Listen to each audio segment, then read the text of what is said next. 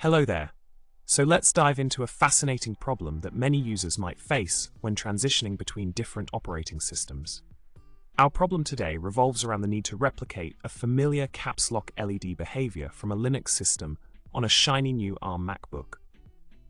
The user, after a decade of Linux usage, now seeks a solution to indicate the active keyboard layout, particularly between English and Bulgarian, without disrupting their full-screen workflow. How can we tackle this interesting problem? Let's find out.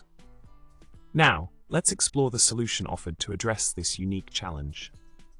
The bash script provided offers a clever way to manage the caps lock LED based on the current keyboard layout. By leveraging a Mac version of the settleds binary and a well-crafted script, the solution ensures efficient monitoring and adjustment of the caps lock LED behavior.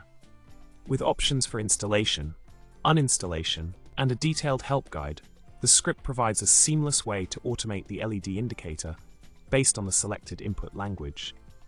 This smart approach combines functionality with ease of use to enhance the user experience significantly. Pretty neat, right?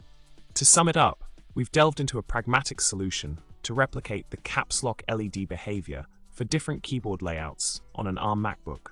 By incorporating a custom bash script and a Mac version of settleds, the user can now enjoy a seamless transition between English and Bulgarian input languages with a visual indicator to guide them.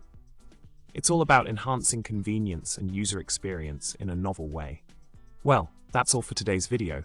Remember to subscribe, like if you found this helpful, and drop a comment with your thoughts or any quirky keyboard layout stories you might have. Until next time, happy typing and stay tech savvy.